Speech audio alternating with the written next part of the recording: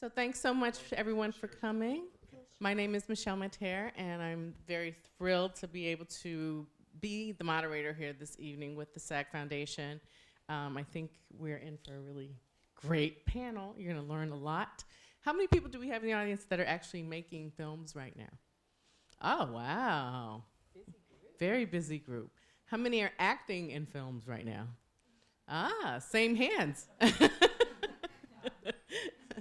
But that's a good thing. I mean, I think that's exactly the purpose of this series that the SAG Foundation has been doing, is to incorporate your skills as actors and to transpose them into your skills as directors and filmmakers. So we're going to help to add to that perspective this evening. As Melissa said, I do teach here at the New School, and I actually teach a course entitled Demystifying Distribution, Getting Your Indie Film into the Marketplace. So that is sort of my area of specialty, so it's kind of sort of fit with the rest of the panel this evening. So we're really thrilled to have a great set of filmmakers, an entertainment attorney, someone who's in sales, as well as in theatrical distribution. So you're getting a whole range of perspectives here this evening. So I'm just going to briefly say hello to our panelists and have you welcome them. To my immediate left is Reynaldo Marcus Green, AKA Ray. Reynaldo is a filmmaker here in the United States and abroad as well, I suppose. Have you traveled abroad yet? I made a film in Cape Town, South Africa. So see, I thought so. It's internationally known. And next to Reynaldo is Kelly. Kelly is an entertainment attorney, and she's going to tell us more about her background. Sitting next to Kelly is Lindsay, who is from the Cinetic International. Cinetic, we've heard that name around. If you haven't, look them up. Very important in Cinetic media sales. And at the very end is Erin, who is a theatrical distributor. So now I'm going to ask them to give us more background on themselves, little key points on themselves, so that we can start the discussion. You want to start on the end, Erin? Sure. Hi, my name's Erin Owens. I run a company called Longshot Factory. We specialize in theatrical distribution of documentaries, but I do work on narratives as well. We are a full-service company, so we do everything in-house to get your film out in theaters. We do academy campaigns, we also do non-theatrical campaigns, and we do educational campaigns, which maybe we'll get into at some point. Previously, I worked at Art House Films, where I ran their theatrical distribution. So there we did films like Jean-Michel Basquiat, The Radiant Child, and Wasteland. Before that, I worked at Think Film, which you guys may have heard of, and I ran their marketing. And before that, I was at Palm Pictures, and I ran their publicity. And then anything before that is not that interesting. You've been way too busy in your last very short life here. So I'm older than I look. But thank you, Erin. And Lindsay. I'm Lindsay Trobe. I'm the head of sales at Cinetic Media, and we are an independent film sales company. We do a number of things. We also help films get financed. We have a management department. We also consult for various financiers and development companies.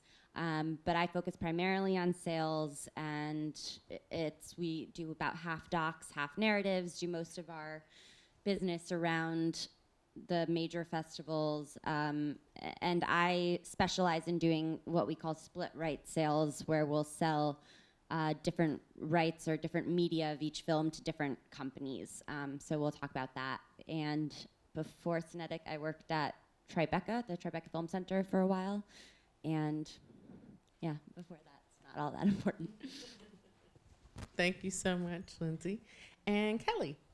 Hi, everybody. I'm Kelly Kucinski-Traeger, and I am an entertainment attorney, a.k.a. Captain Doomsday. I'm really not. I have a law firm. It's called KKT Law, and I focus primarily on the needs of artists and creative businesses in helping form businesses, deal with contracts, any sort of transactional work that you may need. I am also a teacher at New York Film Academy. I teach entertainment law to producing students, and entertainment law really is really the nitty-gritty of essentially things that this series encompasses: pre-production, production, post-production, etc. And then I'm also an assistant professor at Pratt, teaching business law and intellectual property law and nonprofit law and corporate governance and negotiations. That's a lot. That's a mouthful. Prior to going solo, which I've had my own firm for 5 years now, I was in an organization called Volunteer Lawyers for the Arts, which most of you may know and love. I was a staff attorney there, and so we did much of the same thing that I do in my solo practice, seeing artists and arts-related businesses and helping them with their legal and business needs. And before that, I was a dancer. True story. Wow. And so I went into the law specifically to help artists because I've been there. And I don't care what you think as artists, you need a lawyer, okay? You always need a lawyer. Yes, absolutely. Yes. Thanks, Kelly. Another one who's been way too busy. And would you mind sharing your mic with Reynaldo? Yes. And Reynaldo. So I'm Ray. I go by Ray. Ray Green. I'm currently a graduate film student at NYU. I'm in my thesis year. And on the side, I have a company with my brother, Rashad Ernesto Green, called Green Brothers. You might know him. He made a film, Gun Hill Road, 2011 Sundance, and then was theatrical released that summer. And before that, I was an elementary school teacher and a director on Wall Street. That's the short of it, the long and short of it. Wow. What a diverse set of folks we have here with some amazing skills and backstories. So, okay, so we're gonna jump right in. We're definitely gonna have questions too. I hope if you have your note cards, you definitely keep track of your questions. We'll come to those at the end. But what we thought we would do in terms of framing this discussion is to sort of talk about it in terms of what you do before you start a project, while you're in the middle of it, and then as you approach the end, because I think that that's some of the areas people get into problems. And what I always tell my students is that you should be thinking about distribution before you even put pen to paper. And I know a lot of times people don't think about distribution until way too late in the game, but that is exactly where we should be doing that. So let's start with Kelly. Maybe you can give us a few pointers as to what people should be looking for prior to, while they're even just thought of the script, or they're just finding their subject, if it's a documentary, what they should be looking for. Okay. I say mostly the same thing. As soon as you sort of have the idea, before it really even goes from idea to concept that we put on paper, right? Because there's a difference between those things. You want to think about papering your project. And that's maybe not the most glamorous or exciting thing to hear, especially when you have this great thing that you're going to, make come alive. Paper doesn't necessarily feel so lively, but I think down the road it's really important to make sure that you are thinking about, getting your releases in order now, sooner rather than later, getting the rights that you need sooner rather than later. First, because that takes more time than you think it will. And secondly, when you get down the line to actual distribution and sales, you're going to have an uphill battle fighting to get those releases after the fact, and also to get a distribution deal done when there's paperwork that's missing. The world as it is today, obviously there's a lot more risk because a lot more people, the good news is many more people see things and projects than used to be true, but that also means the risk level of something becoming a problem is higher as well. And so really thinking about everything from the people who are appearing in your film, what's hanging on the wall behind the people you're interviewing in your film, the music that may be playing in the background, all of those things become considerations when your project really becomes your own and finalized and goes out in the world, because all of the people, in the same way that you would want to make sure that your rights are protected, all of those people who made the original things have rights as well. And, there's a high risk there. Mm-hmm. Absolutely. And I would just add one thing, because I've noticed that this has happened in my classes even. we do a group project, and the group projects are actually case studies of projects that are eventually going to go into distribution. So one of the projects in my previous class actually has gotten attention already because he did a great trailer on Kickstarter. And he went and started showing his project around without getting any non-disclosure agreement signed. Everybody know what that is? Aha. Make sure you write that down. Am I right, Kelly? Yes. Yes, it's Even the simple if you're, answer. even if you're just thinking about it, you don't want to show your project to someone who can then take your idea and do what they would like with it. Okay, so you must protect yourself. You must protect yourself. Absolutely. Yeah. Thanks so much. Lindsay, do you want to talk about what you might suggest for folks as they are thinking about their projects or pre-production wise? Yeah, I mean, I just think it's important to know all the different roads towards distribution. If you go in making your film and thinking, oh, don't worry about it, I'll just bring it to Sundance and Fox Searchlight's gonna buy it, that's the dream, but that so rarely happens. And even if that is an opportunity that comes up, it's not necessarily the best choice for your film. So I think you want to be educated in all of the different ways to get a film out digitally, or companies that you can hire to get a film out theatrically. All the television broadcasters that are out there, Netflix, know that you can get more eyeballs on a film, releasing a film in all this different media in a more creative way. You can control your film and control your property better that way. And it creates more opportunities for you. So I think you just want to know what all the different plan Bs and Cs or even plan As are out there. Absolutely. And Erin? Sure. I think it's really important to think about who your audience is and who actually wants to see your film, and make the best film that you possibly can, because if you don't make a good film, Lindsay is not going to represent it, and I'm not going to release it, so you just make the best film that you possibly can. And when you're thinking about, I specialize in documentaries, so there are a lot of affinity groups or partner organizations that you can start laying those relationships early. And maybe if you have a narrative, I worked on a film called Short Term 12, which was about foster care systems. So they had, laid down good relationships with different foster care organizations from the very beginning. And that turned out to be really helpful when it came time to release, because we could go back to those partner orgs and get them on board and excited and, send out information about the film.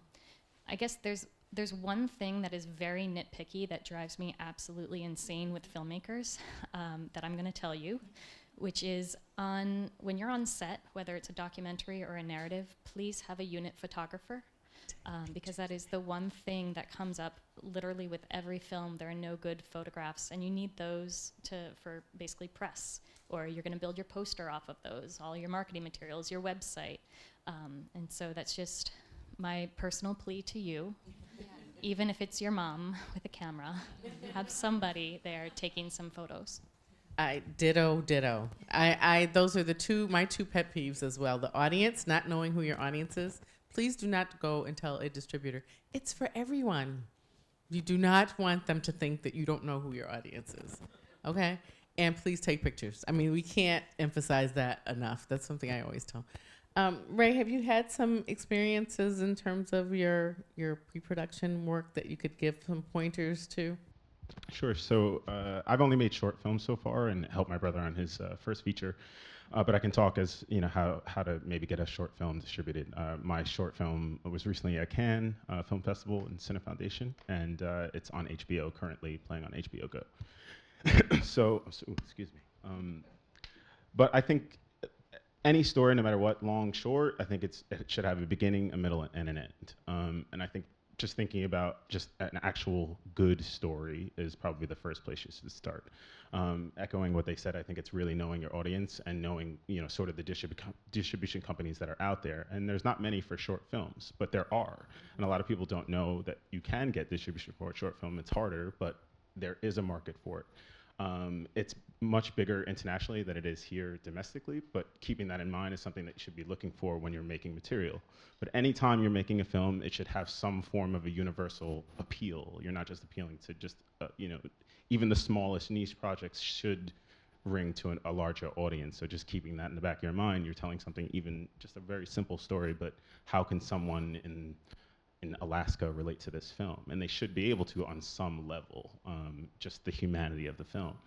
And I think those are things to just keep in mind as you're making sort of short films. But targeting those sort of distribution companies, knowing what kind of films that they take, so that when you do reach out to them with your short film and send them a link or something that they can look at, that you kind of know the films that they're looking for. So you're not just like sending sort of the same blank letter to everybody, that you're targeting that's sort of the people that you want to work with and why they should want to work with you, but you're offering them something. And I think that's the thing. You have to know that what you're bringing to them is something that's valuable, something that you're going to actually do something good for them. And I think a lot of short filmmakers or filmmakers in general sort of have this idea that, oh, I just send sort of a blank slate and see what happens and comes back. And I think you kind of have to tailor that message, especially for a short film, and because it's such a very small audience for that. So in my experience, I mean, I shot a film in Cape Town, South Africa. So it's shot in Xhosa. I'm not even saying that word right, but yeah, exactly. Xhosa, it's like a very clicky language, but English subtitles, which are very difficult to sort of to sell. Not a lot of people actually really want to read subtitles. It's really interesting in the States, but overseas, everybody else loves to read. So that's good for me. That was really good for me that they wanted to do that. So knowing that Clermont-Ferrand is sort of a market, and where can you put your film in sort of these markets, and who are the key players in those markets.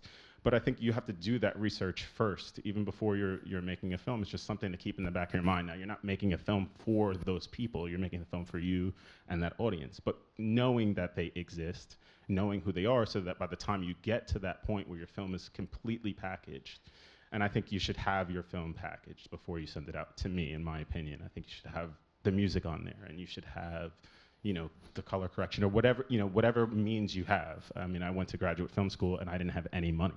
So whatever was in my power to do to package it to the best of my ability is what I did. I packaged it best I could. I couldn't get color correction, so I got a good DP that was not going to allow me to have to do so much color correction.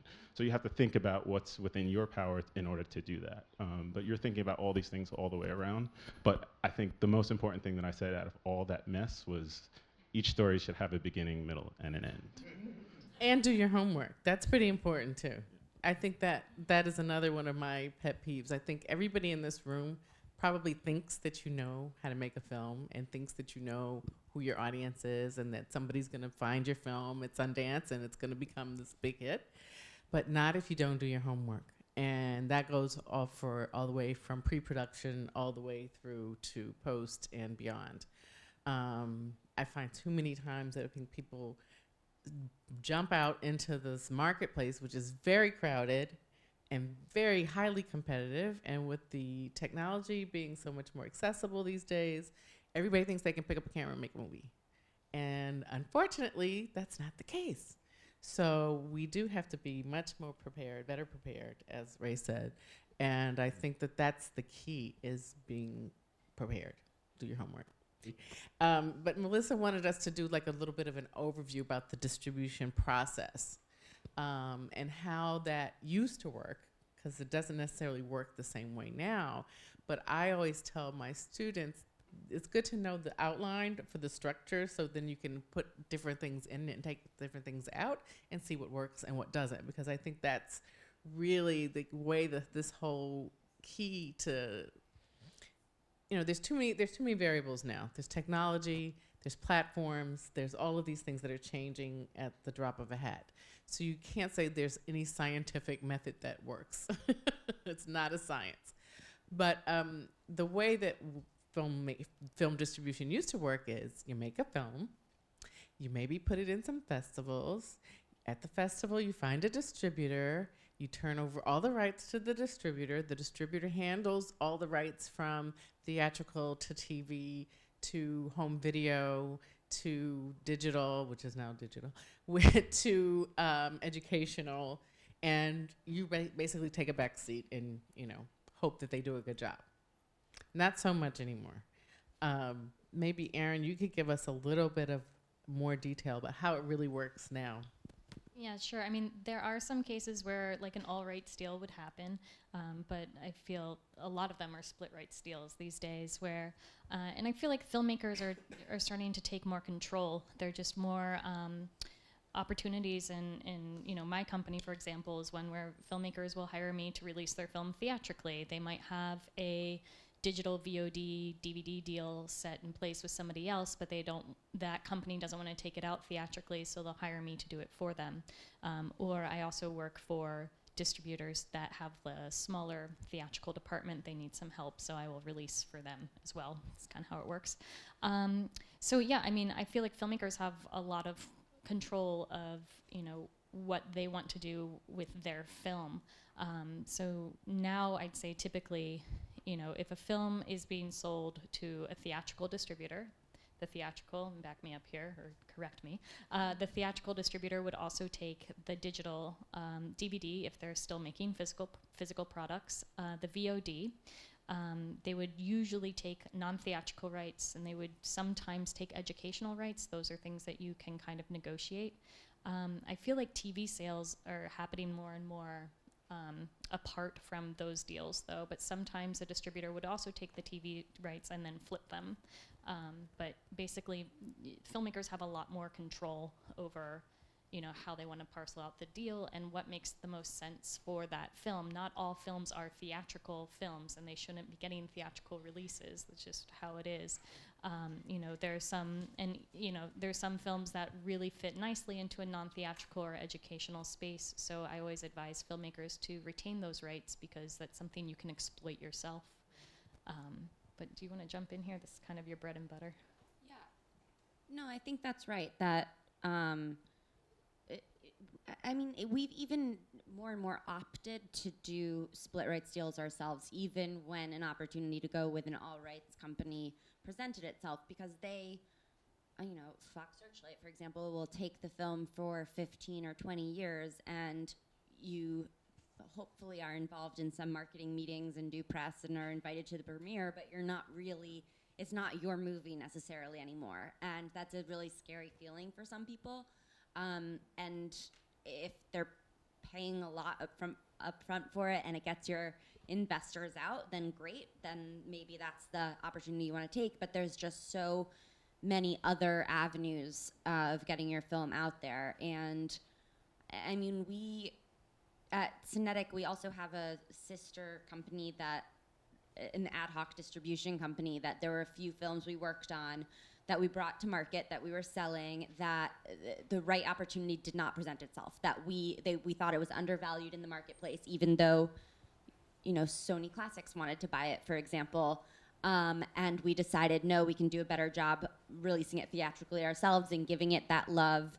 And then we sold airlines to one company, DVD to one company, Netflix, digital to someone else, the TV window to Showtime, and so now we just have all these different revenue streams coming in all the time, and the film was exploited absolutely to the best we could, and it just got out there in a much more positive way with us controlling it. So it's a really great option, and its distribution has just been democratized. So there's a way for you to get it out there. Yeah. And Kelly, this new hybrid model has probably made your life a lot more difficult and busy and necessary at the same time. Yes. With those opportunities, again, is the necessity to really go back and look at each of those individual deals and make sure that your territory isn't overlapping. There's no overlap between the segments of distribution, and that you're very clear on what rights each deal broker sort of gets, to make sure that you can, one, be clear on what those revenue streams should be and how they're coming in, and also making sure that you're not unintentionally breaching one of those contracts by parsing out distribution rights that have already been given out to someone else. And so that is sort of the Captain Doomsday of the Brave New World, is that you really just have to be clear and make sure that, again, on the paperwork side, that you're keeping everything clear for yourselves and clear in what rights you have to give still. And that's very important in working through your deals.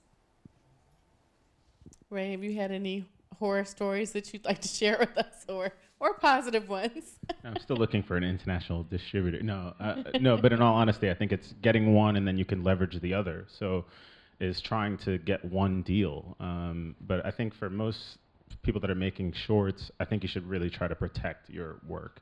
I mean, it really depends. I mean, there's also the YouTube, and it depends on what type of content you're trying to do. But I think really having a password protected sort of place for you to have your work, and then it's not out there, because if somebody does want it and you've already put it out there, you've kind of shot your chances. So really just protecting your art and only sending it to people that you trust and want to get it out there. So I think I've been fortunate to have an older brother that was kind of doing it before me, and I was just watching. So no horror stories yet, and I hope to not have that. We'll try and keep you away from those. But I think you're absolutely right. I think people sort of shortchange their shorts. I think shorts, in fact, that's one of the reasons why I started this film series that I've been doing for the last 18 years, because I find that short films it's so much more difficult to tell a really good story in a short form film format than a long film format. Say that 3 times. And if you can prove yourself in the short film market, you have a much better chance of getting a really great deal down the road. And what I've done with short films, and what a lot of people are doing now, well, first of all, there's a lot more outlets. Like Ray said, there's many festivals now. There's online festivals. There's digital packaging. I do film programs, exhibition programs, in the thematic programs with short films. So I make a feature-length program, 1.5 hours, 2 hours long, with short films. And people love that. And there's a lot of people who are doing that now. So there definitely is a market for it. So don't assume that you don't have a market is just because it's a short film. And do protect yourself with all of those, in all of those ways.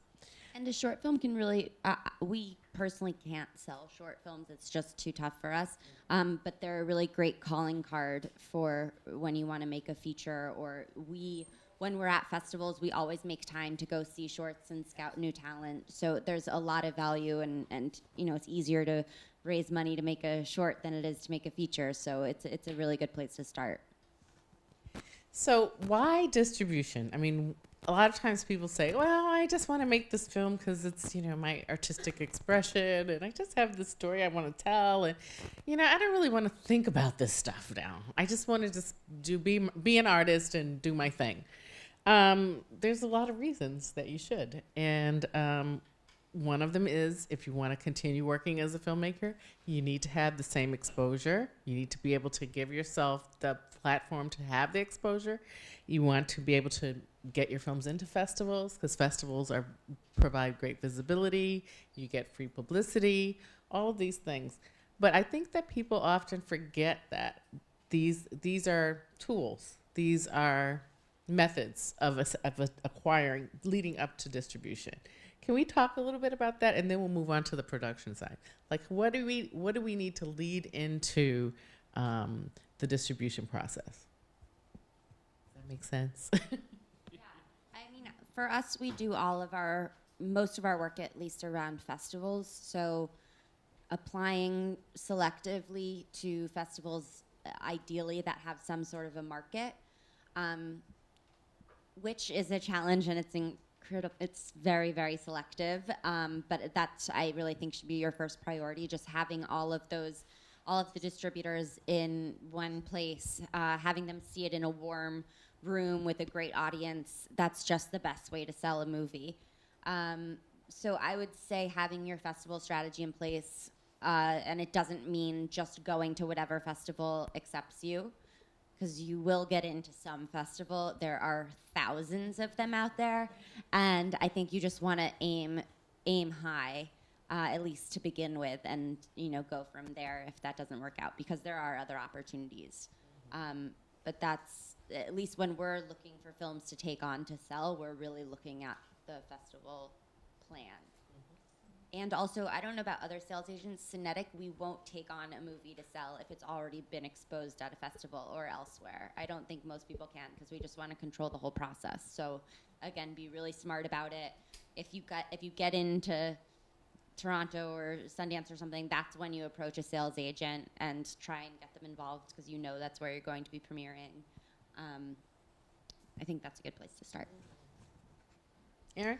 Yeah, and festivals for, theatrical distribution are actually quite important too, because it's kind of a stamp of approval that then when I'm shopping it out to different theaters, Film Forum or IFC Center or whomever, their first question is, where did it premiere? And so festivals are kind of ranked, as Lindsay was saying, a little bit. There are ones with markets that, like a Sundance or a Cannes or a Toronto that all the distributors go to. But then there are other festivals that maybe not everybody goes to, but they have a really good prestige. So these could be festivals, in the documentary world, like Full Frame, Silver Docs. Sorry. Full Frame. Sharing mics. We're sharing the mic. Okay. Oh, okay. Full Frame, Silver Docs, Hot Docs. If you have like a great music documentary, I think South by Southwest is a great place to premiere. So kind of, again, knowing what film you have and doing your homework and finding out which festivals actually have a track record and actually whose audience would really appreciate your film will go a long way.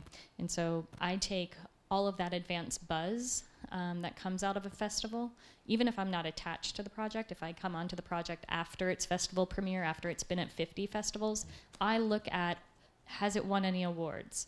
I look at what reviews came out of those festivals that are actually quote-worthy. How can I turn this into usable marketing material, and how can I leverage all of the traction that it's gotten across the country into actual theatrical dates in certain markets?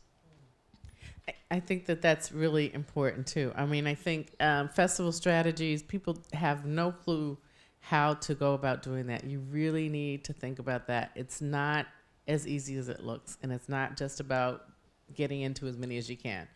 Because I have seen, unfortunately, some really amazing films not be distributed because they did 100 festivals. Yeah.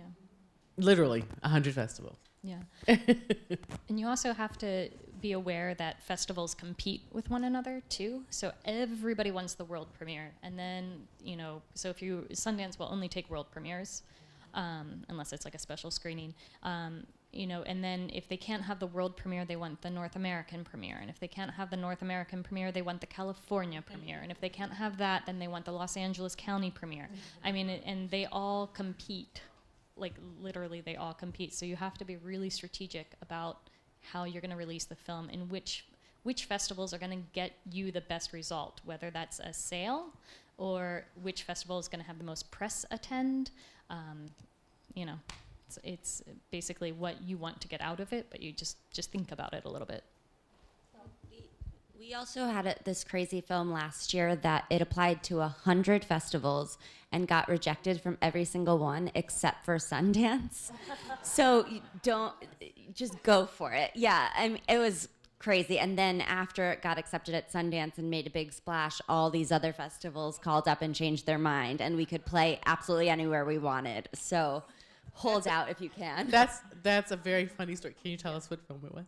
Yeah, it's this movie Escape from Tomorrow. It was filmed without permission at Disneyland. Oh. Yeah. It's insane. And that's one that it was a good example that we thought it had to be out there. It was an extraordinary achievement. It's certainly not for everybody.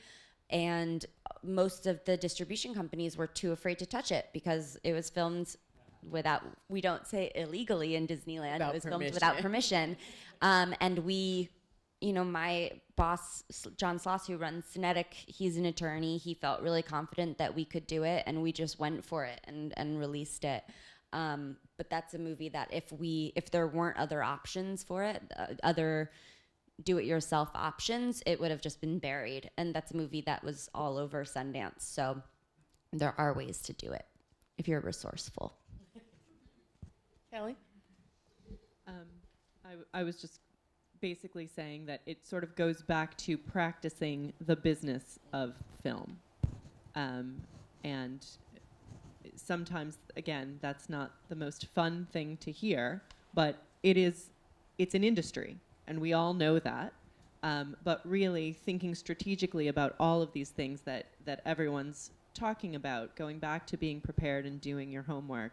And despite that, knowing that sometimes there's somebody who'll take a chance on something that legally is sort of like a hot potato, potentially, right?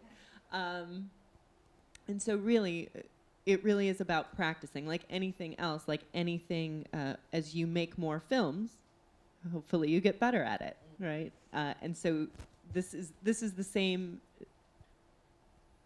experience, but you're really thinking about the business side of it. And it is necessary to do so at all stages so that you can get to distribution, you can get your film out there in the world the way you want it to be out there in the world. And all of that is just through preparation and practicing the business. Want to add anything, Ray? Festival-wise, I think when you're making a film and you're applying to film festivals, you have to put together a press kit. And you have to realize that your film is an extension of you, the director. So you're also selling yourself.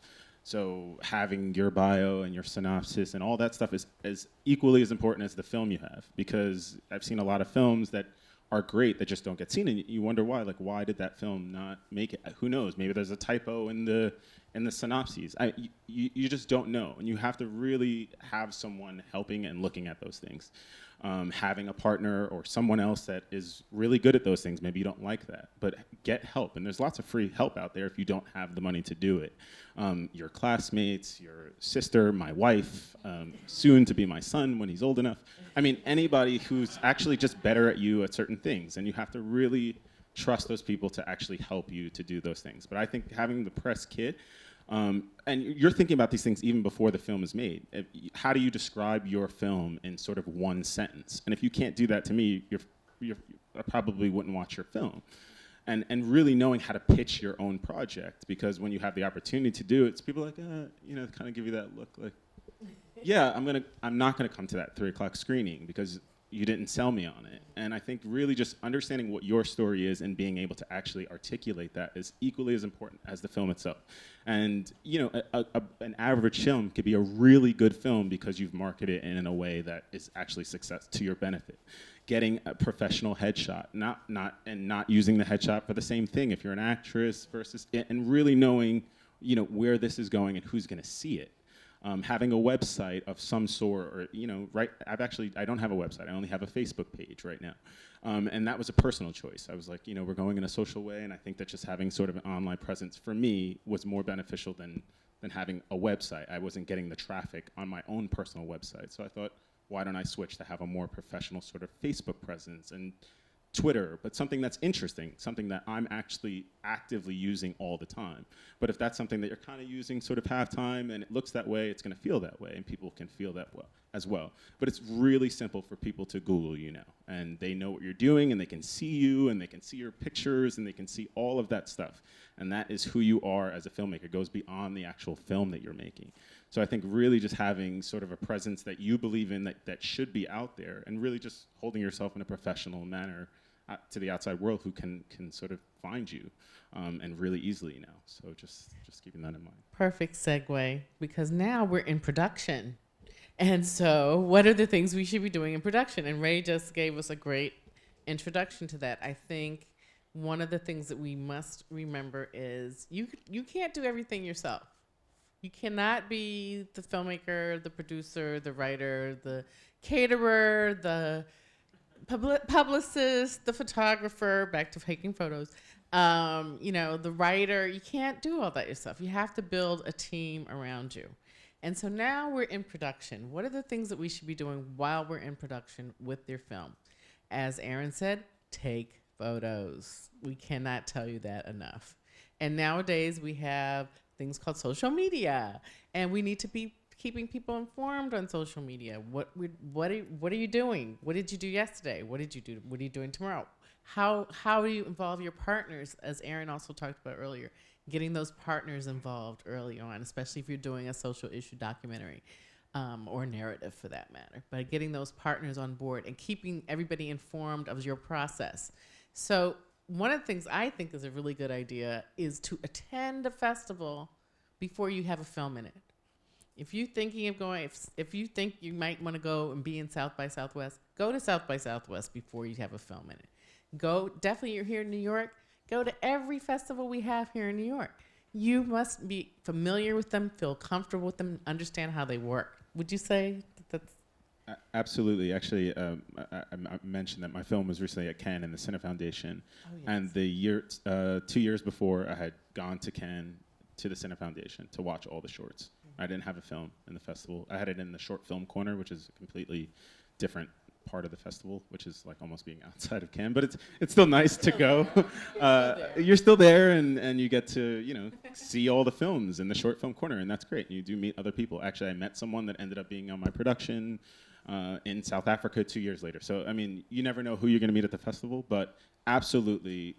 Now, there's probably no correlation to it in the sense, but I knew that it was possible. I watched all the films. I kind of saw what they're looking for. I didn't make something for Cannes. I just made something that based off of just what I saw.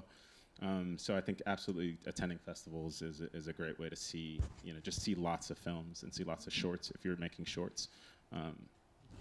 And I always tell my students that you never know, but within the classroom, you might have every resource you need, because someone might be the better writer than you. Someone might be the better photographer than your mother. Somebody might have the publicist slant to be able to put on your synopsis. So how do we go about picking this team that we're going to be working with? And you're in production now, so you really need to be thinking about this. How do you pick your team of publicists and social media Who's people? going to be working with you on the distribution, marketing, outreach? Wait, have we finished production? Or No, we're in it. We're in the Okay. middle of it. We're in the middle of production. Yes. Okay. So you can hire a unit publicist to, especially if you have celebrities in your project, to help leak stories out. This happens frequently, where you'll see in Us Weekly, like Katie Holmes frolicking in a park on the set of her new movie that has been leaked out and is kind of just dropping advance press leading up to whenever that film will come out. So you can certainly do that. Not everybody is going to have the budget for that. So if you have somebody that's just super talented and a go-getter, just to have somebody like that on the team. Even for social media, I mean, you could drop a lot of money to hire a social media company during production. I would advise you not to, and have some rock star interns who understand how it works to do that instead. Two things I did want to bring up about production, things that you can do while you're in production is grants. Especially if anybody's working on a documentary. It's a good way to, again, get those stamps of approval that your film is worthwhile and is a good film, to apply for grants and get those grants so that you can, when your film is finished, have IFP or Sundance or Ford Foundation or whomever on your film. So I think that's something that you can do, which also raises the prestige of your film once it actually premieres at a festival or comes out. And it also, you kind of have these partners already on board and totally, having a vested interest in the success of your film. And the other thing that I wanted to mention was, now that things are kind of shifting, where there's so much activity around social media and digital, when you're actually putting a film out there, no matter what platform that is, if it's television or digital or theatrical or whatever, something that I have found to be kind of helpful and useful is if you do creative things during production that you can save and let us use when we're trying to raise awareness for your film. So if those are like little, Vine videos of your talent, like on set doing something goofy, saving that or leaking that early, just to help build an audience and build awareness for your project. DVDs, the actual physical product DVDs aren't getting made quite as much anymore, but if you are lucky enough to get a DVD deal, something that they're going to ask for is bonus material. And this always seems to be kind of a scramble for people, where they'll have, they'll either like find deleted scenes and cobble them together, or they'll bring their their talent or their director in and have like a director's commentary. But I think that if you're thinking about this in advance, you can kind of do something pretty creative, or at least while you have all your camera equipment there, shoot a little bit extra and save it. It's not not necessarily earmarked for the film, but it could be something that you could use later on. And I'm sorry, I'm almost done. No, you're good. But we also, I like to call them assets, digital assets. I'm always looking for more digital assets, and video or photography is usually the best that I can leak online early. So I will partner with Yahoo or AOL or iTunes to release exclusive material early. Especially in the documentary world, if you are hoping that your film is going to qualify for the Academy Awards, you can only release 10% of the 10 minutes or 10% of the film's total running time, whichever is fewer, in advance of your theatrical run. So that limits you, because you made a 2-minute trailer, sometimes 2.5-minute trailer, and then you have to be very selective about clips. So, you probably have like 3 or 4 clips that you can release with the trailer. That's not a whole lot of assets to play with. So the more creative, like digital assets that you can give me to leak online, the better. That's all I will say. So I'm going to do the flip side of that. Okay. Not in a bad way, but we're talking very much about, the film being an extension of you. And so while we have access to a bunch of social media, we want to make sure that you're very clear about who's able to leak things and who's able to get things out there in the world. And that may be, in the contracts that you sign with people who are with your team, to make sure that, you can post things to Facebook, but, the crew can't. And that you're really very carefully cultivating things that come out of that shoot, especially in thinking about digital assets. Another thing that I like to recommend to people do is get a release from everyone who's working on the production, not just people who are traditionally on camera. Because you never know. Some of that goofiness may be that the talent is, hanging out behind the camera or holding the boom or whatever it may be. You just never know. And so making sure that everyone who is participating in your project in some way also signs a release. So again, you don't have to go back later and find that person who may be off working on another project and say, oh, by the way, can I get all of this stuff? Getting it now and getting it done so that you have access to that material without, in an unqualified manner, without having to say, we have this, but there may be an issue. Yeah, and I do think, and I do want to clarify something that I actually think that it's best to release any of these materials when your film is actually coming out. So like, I just want to clarify that. Don't be releasing clips from your film before it actually, before you have a distributor on board. I would not do that. Mm-hmm. Unless you have a sales agent who is telling you specifically to do that. But keep your cards close to your chest. Lindsay, do you want to add anything to that? I think the one other thing to add along with the assets is coming up with ideas of how to market it, knowing your audience, and without being overbearing, but still being creative. When we approach distributors, they don't like it when filmmakers already know exactly what poster they're using and what music's going to be in the trailer and know everything about it. But I think you can be creative and smart about ways about the marketing universe rather than the actual specifics. So I think while you're in production, that's a good time to start thinking about that. Right? You have some pointers? I think they covered everything. Okay. Okay, well, I do want to get to the audience questions very shortly, but I just want to do a couple of more housekeeping things. So we're now approaching post-production. How many people realize that you can put in your budgets money for not only for post-production, but for your deliverables and for what you need to submit to film festivals, and for your promotional materials. Does everybody realize that that's something you should and can put into your budgets? Yes? Excellent. We like to hear that. I use the percentage in my class. I tell my students that they should put 20 to 25% of your overall budget for production and post combined into your budget for post. So your deliverables, your festivals, all of that. I think that, what do you think of that percentage on this team?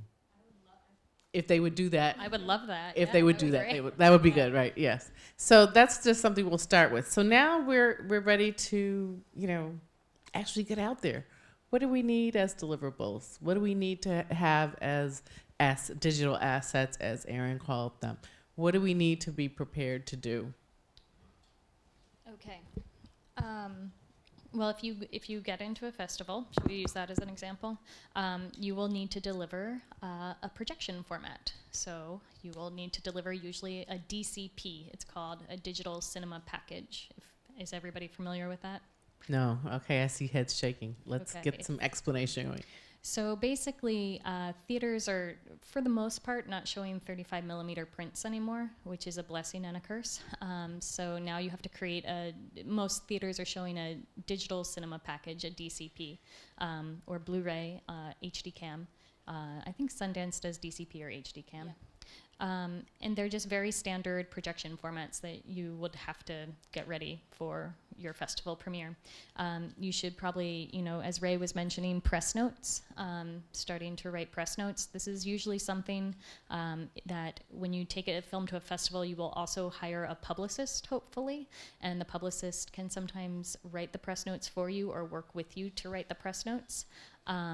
Collecting photographs, these key images that are going to be going out with your press notes, making screeners, having your film as a password protected Vimeo link.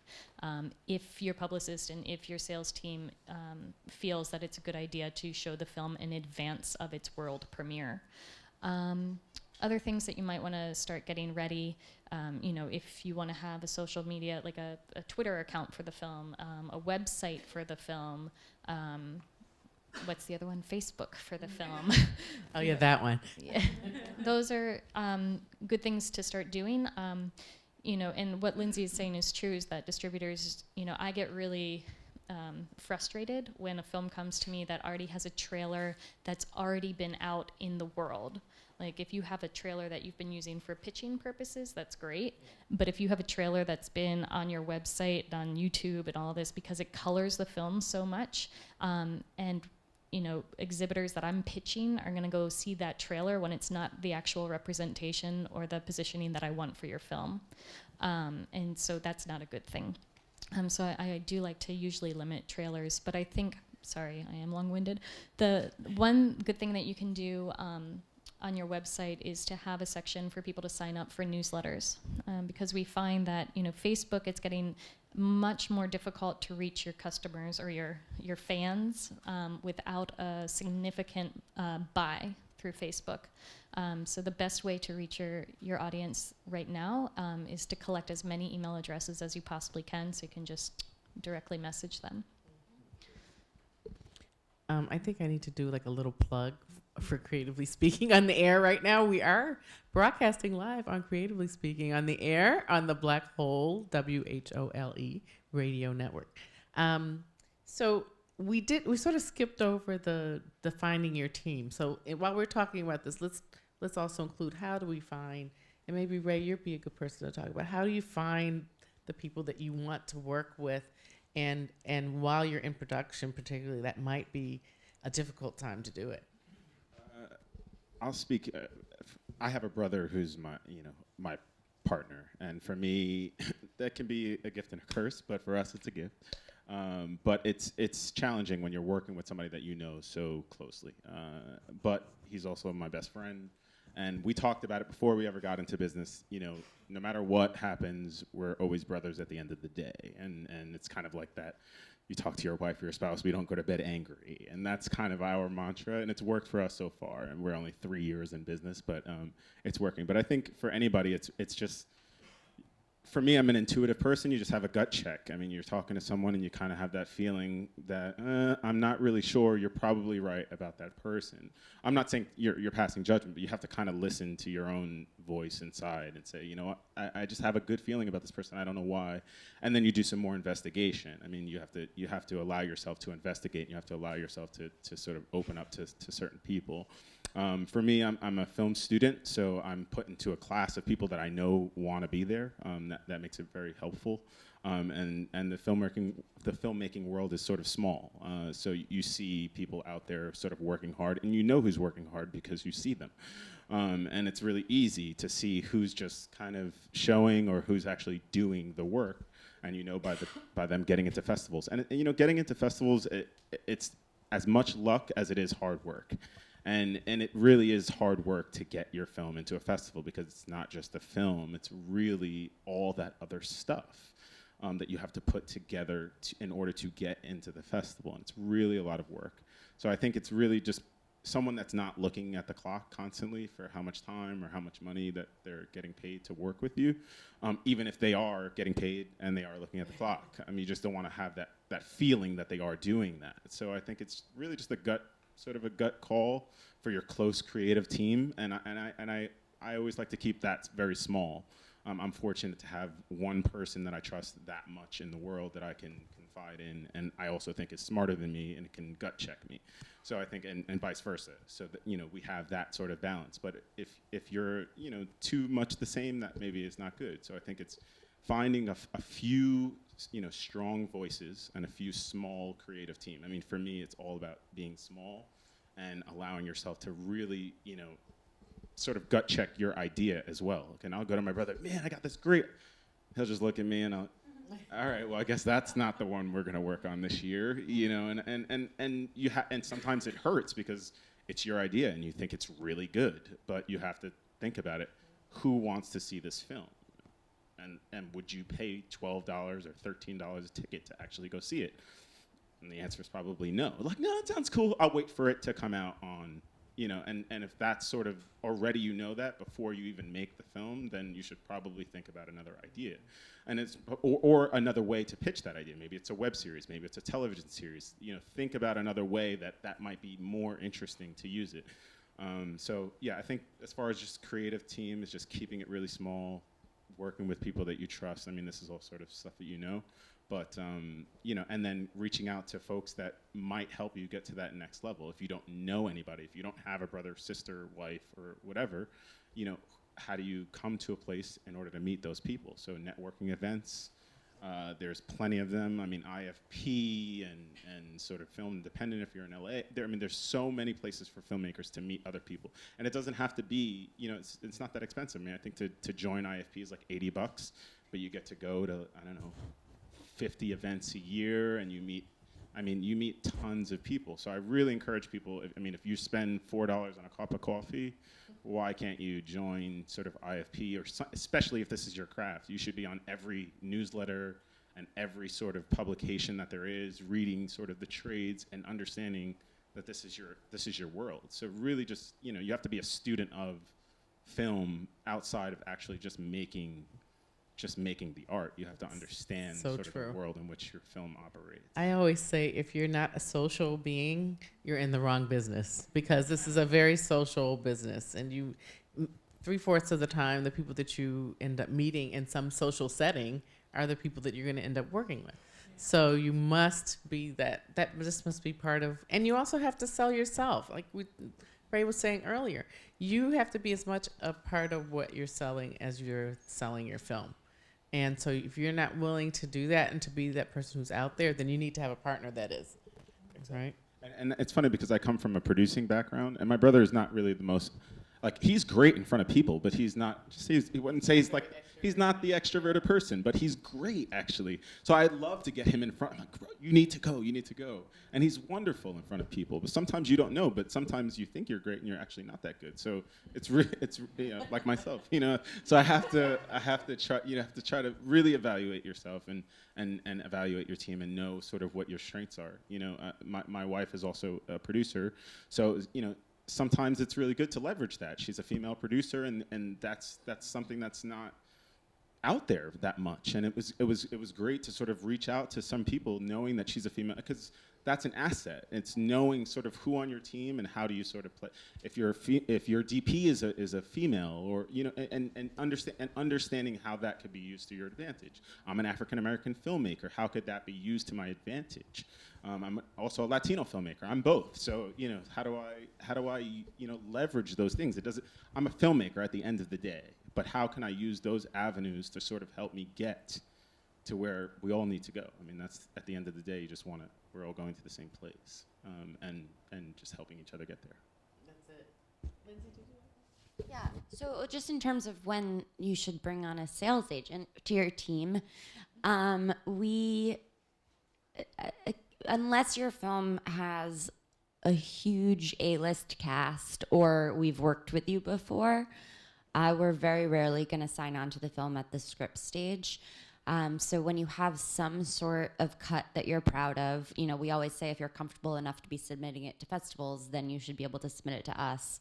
That's the time to start showing it. I mean, ideally, if you're aiming for a festival, you kind of know what the plan is. That's the time to send it in.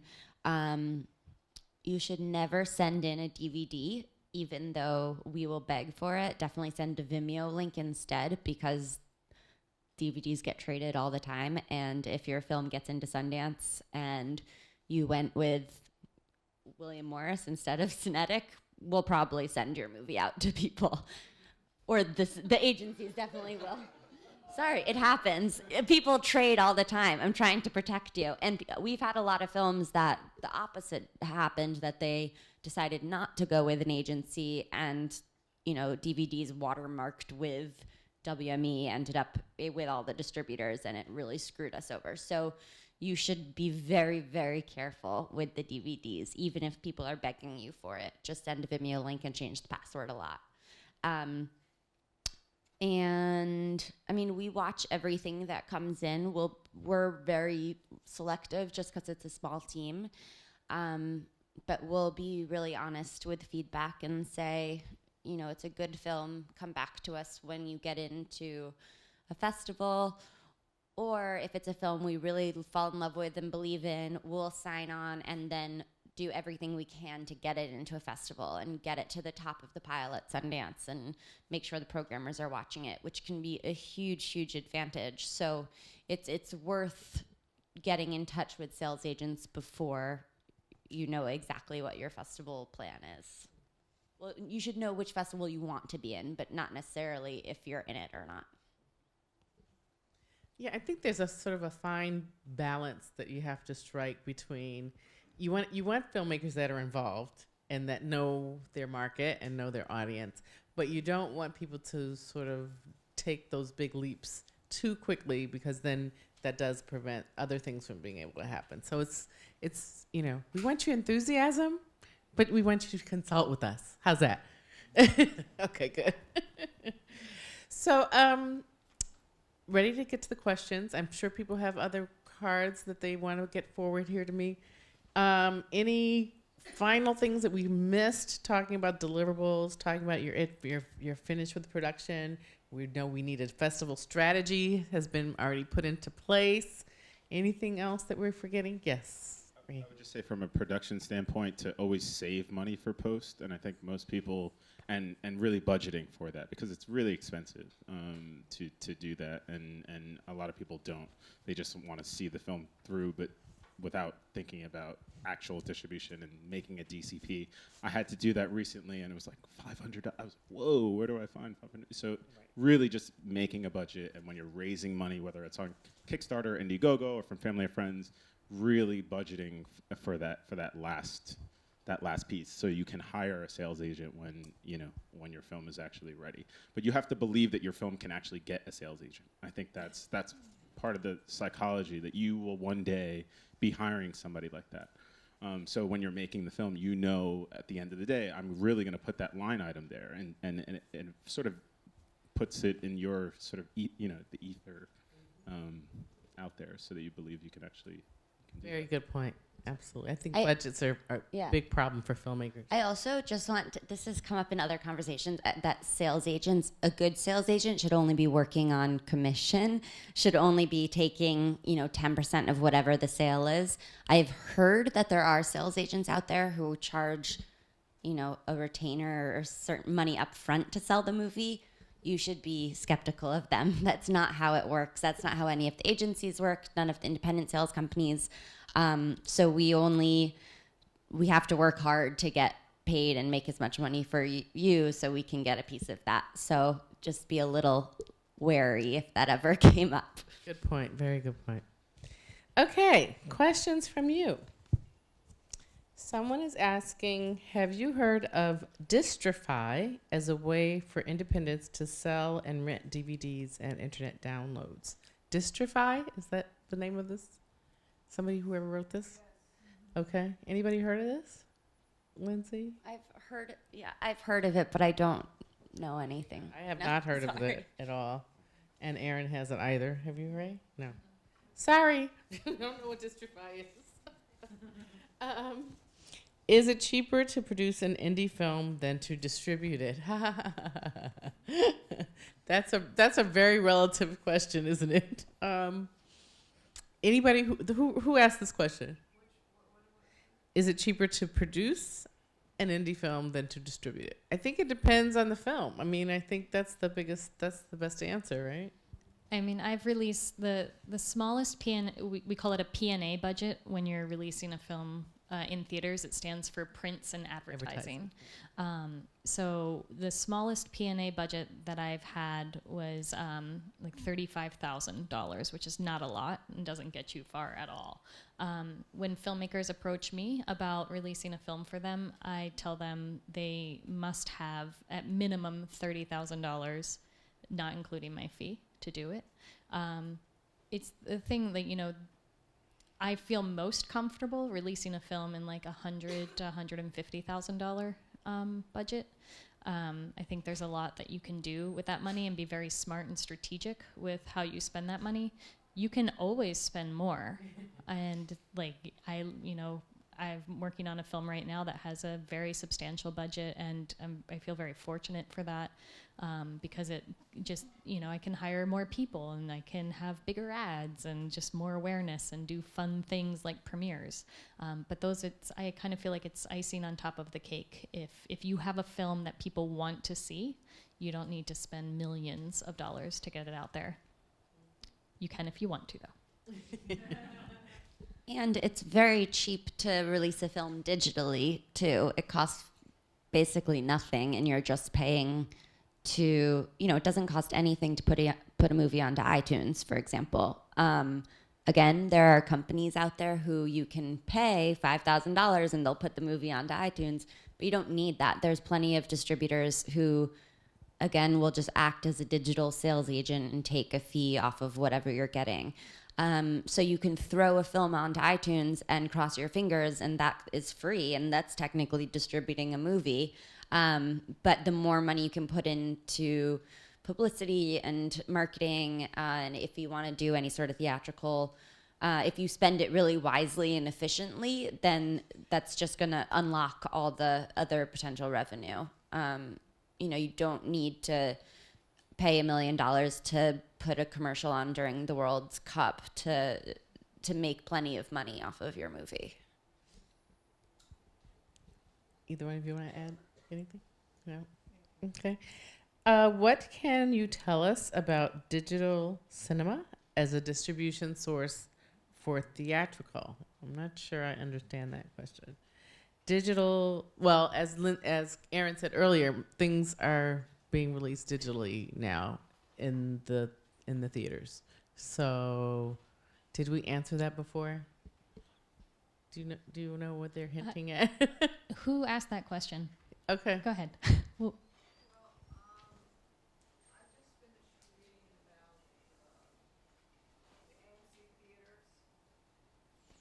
Oh, the AMC theaters that have a thing with independent filmmakers.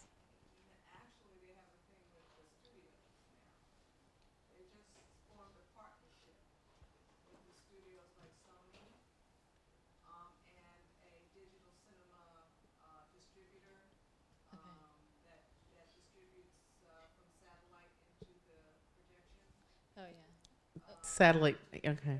Let me just repeat the question, I think, because we have to get this on recording.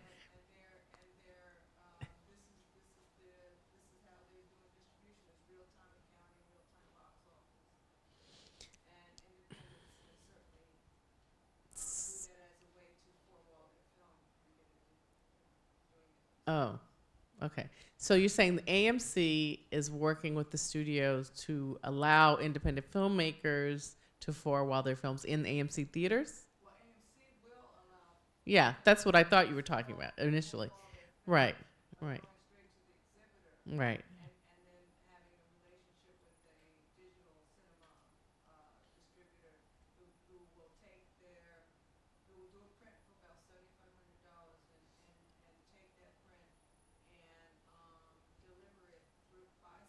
Right. Well, that's what basically we were talking about. Go ahead, Aaron. Yeah, so I think you're talking about like basically a large chain like AMC, I guess, having technology where they can share DCP amongst a lot of different theaters. And so the digital cinema partner, there are different companies like Christie or DCIP or Cinedigm. These are companies that basically own the actual digital projectors in the theater. They lease them to the theaters, and then they also lease them to the distributors. And so we pay what's called a virtual print fee, a VPF, which is like I basically rent, I'm like paying to use their equipment per week, per screen of the run of the film. So yes, that does happen. VPFs are very expensive. Very expensive. So when you want to go into a market, you have to think about, okay, how much is my VPF costing me? How much does it cost to have a publicist in that market? How many ads and how much do those cost? And then, it's not like you get 100% of the box office when you play a film in a theater. It's more like you're getting 35%. And that varies from theater to theater. So, are you going to make enough of your box office, that 35%, to cover all of those other costs? Mm-hmm. Oh, yeah, the exhibitor is definitely taking 60-something%, if you're lucky. If you're lucky, absolutely. Okay, so we have another question. What is the best way to distribute a short film, 12 minutes long, that has a star in it? And this is from Gary Ray, who has been SAG since 1984. Where's Gary? Hey, Gary. Who's your star? Blondie, Debbie Harry. Ah, okay. And Ray, my film prepared at the Clermont-Ferrand Festival. Oh, there we go. Talking about Clermont-Ferrand. Yes, absolutely. After that, it played in Paris at 3 art houses for 2 months. Many festivals, but other than that, nothing. So you want to know if there's anything that you can do with it now? I mean, Ray mentioned the HBO Go, Mm-hmm. and then I heard the airline rights, right? So that's somewhere for me to look. The HBO deal was through a American Black Film Festival, which is I don't think you qualify, but maybe there might be 1/8 drop. We can do the DNA test after, but there might be other festivals that do have that distribution arm. I know that one specifically for me, but it has to be a premiere. So if you are African American and you want to premiere your short film, they do offer distribution deals to the films that get into that particular festival here. But there are other festivals, I don't know which are HBO affiliated. I think that is the only one in the States that offers that particular deal. I just so happen to qualify for it. But Clermont-Ferrand is a huge festival and a huge market, so maybe you can still leverage it. I mean, it's never too late. Maybe it didn't happen, but maybe there's a way to sort of go back to your kit and your press and to figure out, who are the distributors in that area. Clearly, it played there, so there is an audience for your film, and just figuring out who the distributors that might be able to pick it up. Particularly online, there are several local, but it doesn't have to be France. I mean, it could be Spain, or it could be any of the other European nations that might take a look. I always suggest too that you find a feature film that somehow connects with your film and make friends with that filmmaker. And if they're trying to get their film distributed, or if they're doing the festival run, or if they have, if they're doing an exhibition series, like Creatively Speaking, whatever that is, try and get them to say, well, look, have you thought about playing a short before your feature? I think this might go well with your film. You never know. Any other ideas? Yeah, and I was going to mention something like that. Or if there's a companion feature that if they have, a DVD or, something that you can attach yourself to, maybe you could be the bonus material on the DVD, and you would probably have to, I'll let the lawyer talk about how the deal would go down. But, I don't know how much money you would get off of it, but if your goal is exposure, then it would be a really nice thing to do. Exposure, yes. Or the compilation of shorts. Oh yeah, like definitely the short compilations are very popular now, so that's definitely a way to go. What would be the implications, Kelly, for doing some kind of a deal like that? Well, like all deals, it depends. You would have to deal specifically with what that would look like in terms of working with the other filmmaker, what your deal with that other filmmaker would be in terms of, then getting that through their distributor, how you move the rights around, and how you then distribute that on the back end in terms of how you allocate anything that comes off of that. Is that a flat fee deal? Is that a percentage? And what are our standards for accounting there? And everyone has a little bit of a different system, Right. And that would be a deal, that you would spend some time negotiating, I have no doubt. Right. Okay, so here comes a question that I'm not surprised came up. With regard to foreign market pre-sales and or co-productions, what are some of the potential pitfalls, especially in regard to domestic distribution and rights? I think international sales are always on the filmmakers' minds, because I think that's the scariest part, where we don't know the most about. And co-productions, I think, are also very popular these days. But how do filmmakers seek those out and firm those up? I guess I'll take this one. I think during production, if you want to pre-sale, if you pre-sale international territories, then you just take yourself out of the running for a worldwide rights deal. But it's very common that people do that to kind of piece together their production money. I think as long as everything is coordinated and there's an overall game plan for the film, and having holdbacks would be really important. And it would depend on the film, but I would imagine that you would want the film to come out in the U.S. first before it goes to other markets. So you would have to really work closely with your lawyer, really, to figure out what is the best structure for that film, and not to give away too much to a certain international territory that could end up costing you some sort of exposure in the U.S. that you would prefer to have. Co-productions, does anybody else want to take co-productions? No. It's not really my... Well, I know ITVS has a co-production fund, for example, that might be an option for you if it's something that would be relevant to ITVS. There's not a lot that's actually out there, but I do think it depends on the film. If it's something that makes sense to collaborate with, France, or France does fund a lot. France funds a lot, or the BBC, or BFI in England, then it makes sense. Yeah, I'm actually developing a feature in Italy now, and Europe in general has lots of money for the arts, where in the U.S. it's much harder. But in Europe in general, even for short films, you can get up to €60,000 euros for a short film. So there's lots of money. You just have to figure out where it is and how you qualify for it. And each country has their own sort of commission, and they all have it listed on their website. So you really just have to go and sort of do the research, and then find out who are the producers or the production companies in that country that might help you facilitate that thing. But it's to your benefit because there is money. There's lots of money outside of the U.S. Lots of money. Really lots of money. And the reason I'm doing a film in Italy is, I do have an Italian producer that is able to sort of access those funds. And why not? And we can sort of leverage that. And there's a contest going on. And, obviously Berlin has a talent campus, and you can go and do those kinds of things. Venice has sort of has a residency program that also does, I think, sponsored by Gucci, and offers up to $200,000 for a film that is guaranteed to premiere there.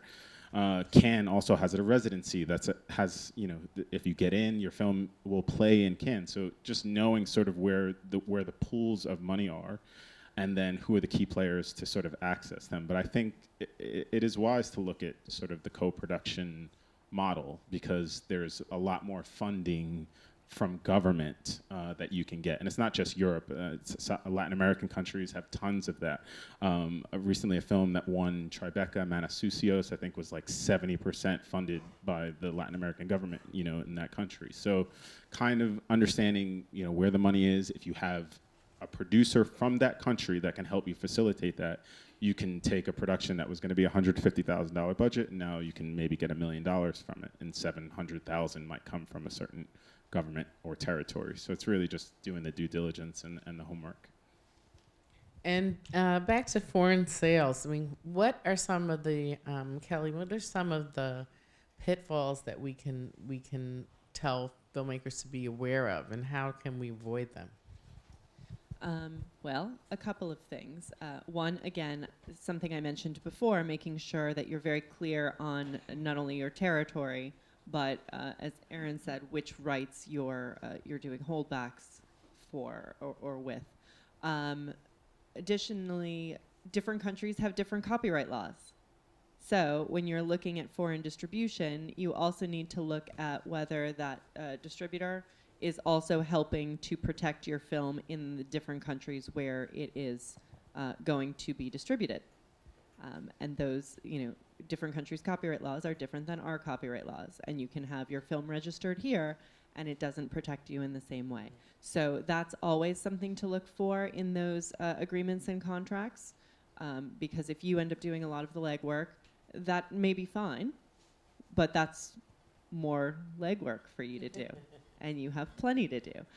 So it's looking at different elements like that, and thinking about the timing and what do foreign distributors feel that the lifespan of the film is, and will that interfere with trying to get a holdback so that you can have a U.S. premiere first. Those are all things to consider, and I think they're really important and relevant. And I can't really stress the importance of copyright protection in all the different places where your film is going to be showing and distributed enough. Because or could potentially be shown as well, right? Correct. Yeah. Erin? Something else about international, where I produced a film called The Punk Singer, which is a documentary about Kathleen Hanna that Lindsay sold to IFC. But we have an international sales agent as well, and something just to be aware of, and this is different for every film, but the licensing fees that you get in are not huge, really are not huge. And then you have to, all the delivery, the months that it took me to deliver that film to IFC so they could release it here, you have to do the same thing for every territory. So just make sure that the licensing fee that you get is actually going to cover the cost of delivery, because you're walking away with $10. Yeah.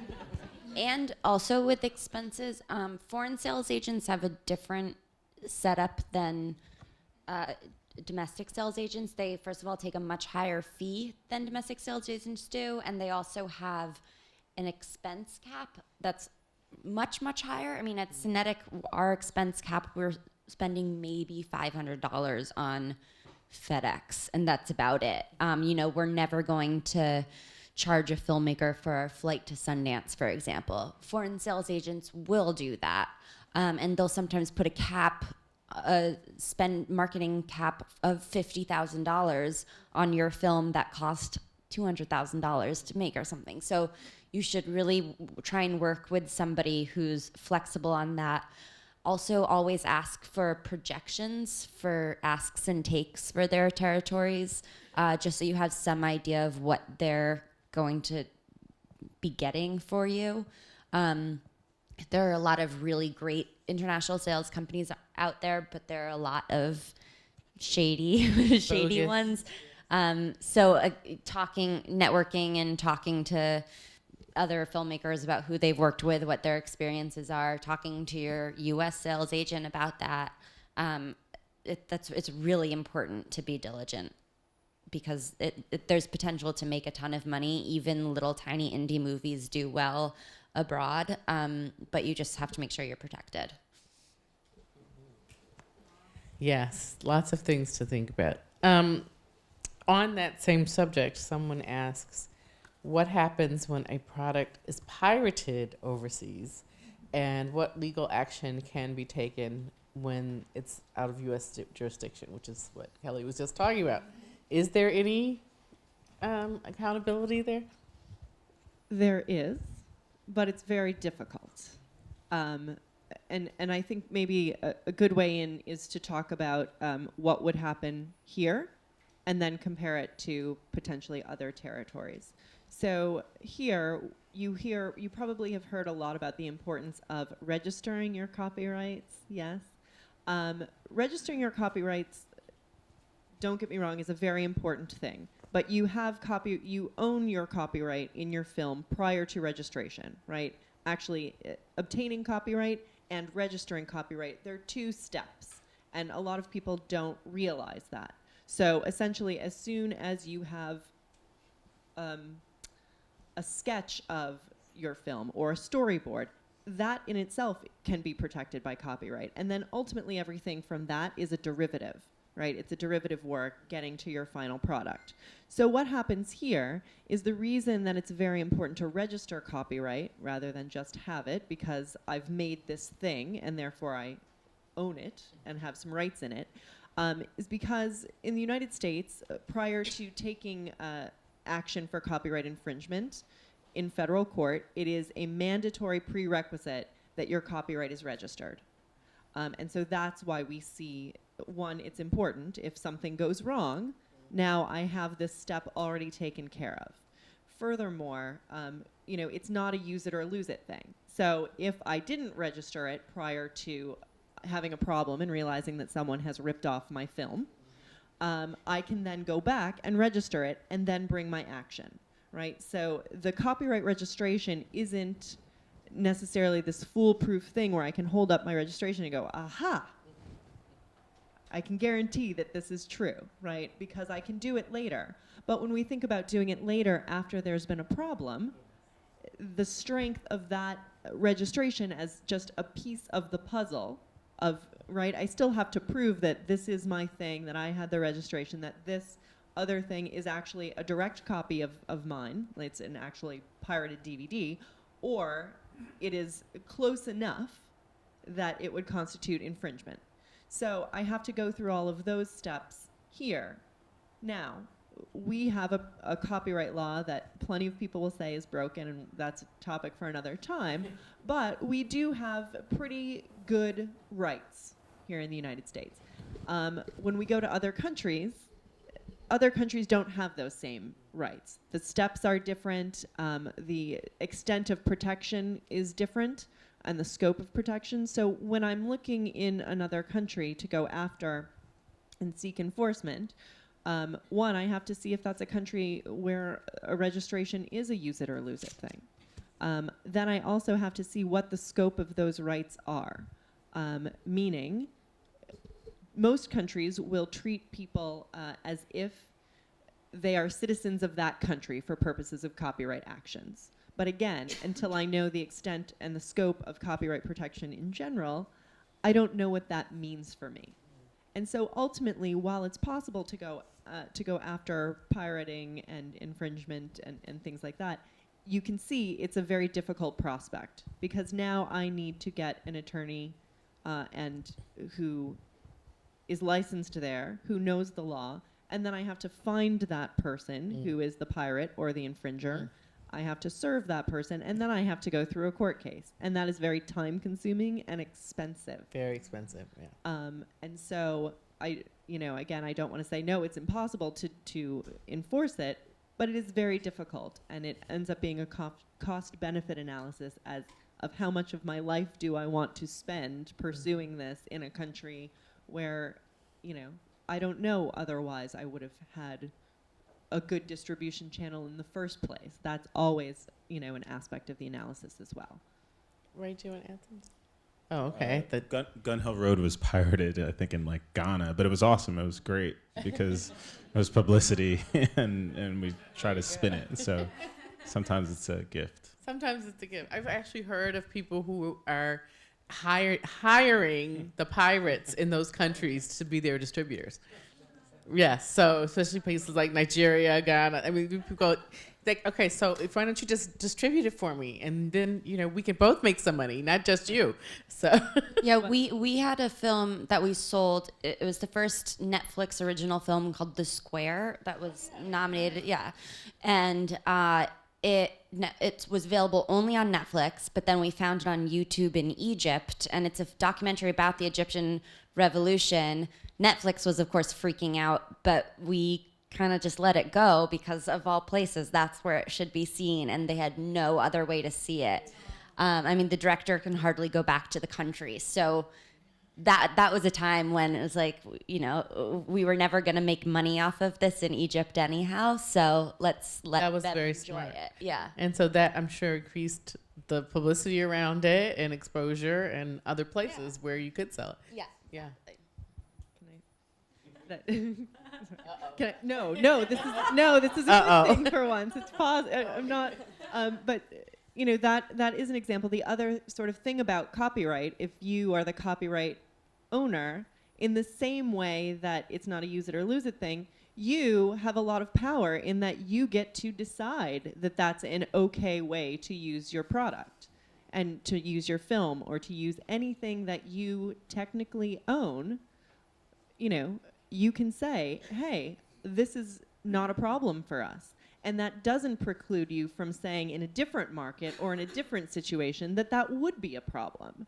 Just not enforcing it in one instance doesn't mean that you give up your rights to enforce it in a separate instance. And that's really a good thing to know and remember and use wisely, for distribution, for publicity. Just knowing that you can, in fact, pick your battles. I can't believe we have no more questions. I have one more sitting in front of me, but did we really answer all your questions? I see some more hands going up. Okay, why don't we get a mic to these people? Maybe you could come down here and we can give you the mic while I take the last question I've been holding on to. And this is for Ray. Do you have any advice about distribution and short film festivals for a Romanian U.S. short film? Sundance. No. I mean, Romanian U.S. To be honest, I think European. Kelly. That's for Kelly. Clermont-Ferrand is one of the largest short film markets in the world. If you can get your film in there, you have the best chance to get it distributed to a short film sort of market. So for a Romanian film, I think that would be my target audience, is to try to get my film into that European marketplace. But I think the strategy is to play at the best festival, which would be to be at Cannes or to be at Sundance, and not necessarily worry about distribution for a short film. Although I got distribution, I don't think it was the most important thing. I think actually getting into a really good festival is equally as important as the distribution aspect. So for me, getting into Cannes, I think, has equal, if not more weight than getting it onto HBO, as crazy as that sounds. But because nobody contacts you when your film, like, when was the last time you watched a film and then called that filmmaker? You just don't. You kind of get to the credits and you either move to something else. So you don't really meet people from the distribution.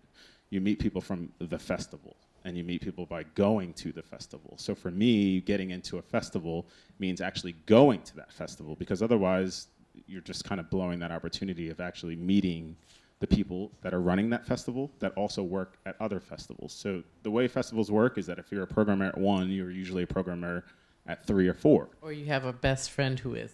Yes, it's sort of a network, and you get into that network, and they all speak, and they like you or they don't like you, and then that's kind of how it works. And it's really just getting in there and having an opportunity for an audience to see your film, and if they like it, they'll come up to you and say, hey, I saw your film, I really like it.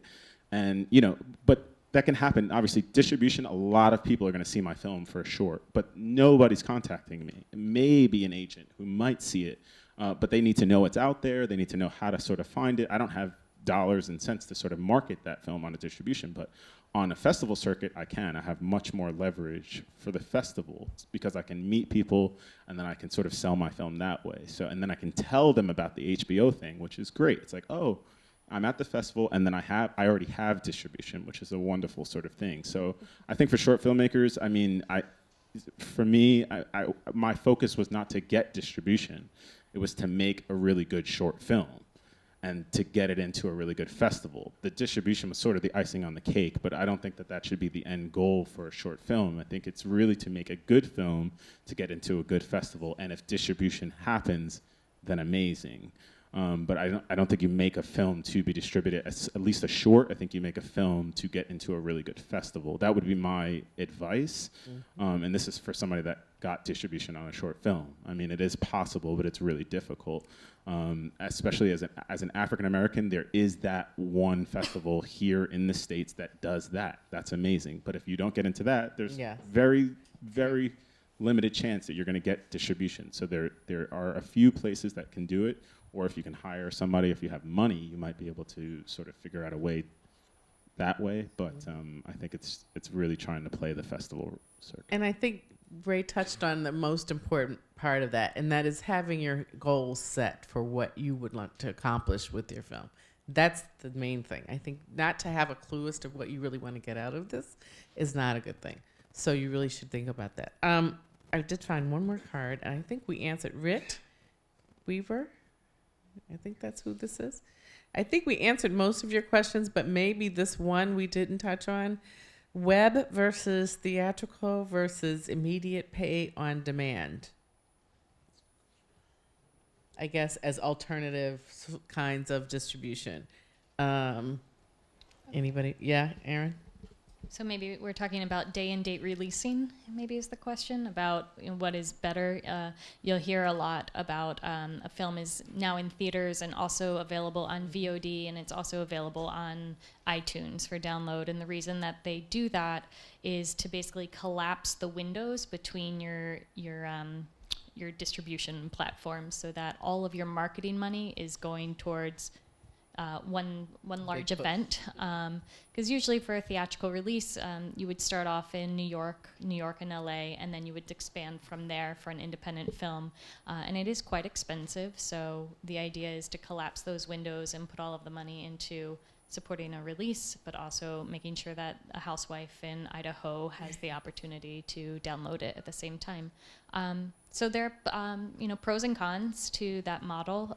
It has worked really well for a lot of films, and it hasn't worked really well for a lot of films, and it makes the theaters upset because it's already so difficult to get an audience to go pay $12-14 to see a movie in a theater, and if you give them one more reason to stay home on their couch when they can watch the same thing, it's hard. So maybe that answers the question, or it gives you a little bit of color on the situation. I don't know. Go. Well, I want to say that this has been really enlightening. I hope everybody learned something today here. Yeah? Okay, good. I know, I always do, which is why I think I love distribution, because it's always changing and it's always new. So do we have any final closing remarks that you want to make sure and hit home so that people walk out of here and don't forget? Aaron? Sure. I have a feeling I know what it's going to be, but I'm going to let you go anyway. I think at the end of the day, it's really important to think about the next steps with your film in distribution, but don't lose sight of what is actually the most important thing, which is your film, and making sure it is the best film you can make. Because if it's not, then this is not happening. That's what I would say. Good point. And have the photographer. No, I just think it can be very intimidating, the things that we say, and that there's so many films that we love and aren't able to work on for whatever reason. But I really think if it's a film you believe in, you just have to keep trying, and there is an audience out there, and there is a way to get it out there. It just might not be as conventional or as easy as you might think. But festivals take chances on really fascinating, interesting, small films all the time. We do too, so do distributors. So just stick with it and be smart and creative.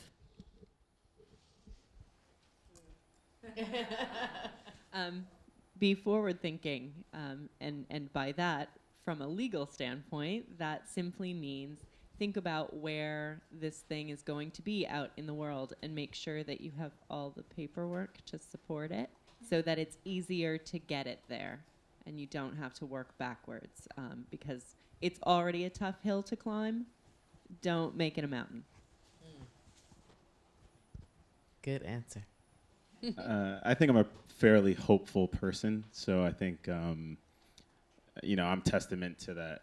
You should be in this industry only if you really see yourself staying here. At least, when I left, I had a corporate job. I was making 6 figures, and it was great, but I wasn't happy doing that. And I was able to walk away from it because I knew that this was the only thing that I can see myself doing. And now I'm $200,000 in debt from film school. Yeah, I have to remember that too. But I absolutely know it was the right decision for me. And I think you have to think about the longevity of being here. It's not like, if I don't make it in 2 years, then I'll just try something else. And even if that does happen, I think you have to think about it as like, this is where you are to stay. And this is really where the only place you can see yourself. Otherwise, this is probably not the right place for you. It will chew you up and spit you out. And it's not to scare you. It just really is kind of that way. There's really no way to sustain it if you really, truly, deep down inside, don't feel like you belong here. So yeah, I think it's just know that you belong and then just go out and make great films. I can't agree more. And my 2 cents, I think, is going to reiterate some things that have been said, but persistence pays off indeed in this industry, even in terms of contacting all of us, because we're all very busy. And we know that sometimes it can be a pain in the butt, but we think we would rather you continue to be persistent in a nice way. Don't overstep your bounds. But we understand everybody. Please do understand everybody is busy, but we're not trying to ignore you by any means. So please, this is what we do. This is what we love to do, and that's why we're here. So I'd just like to thank our panelists, Ronaldo, Ray, Kelly, Lindsay, and Aaron.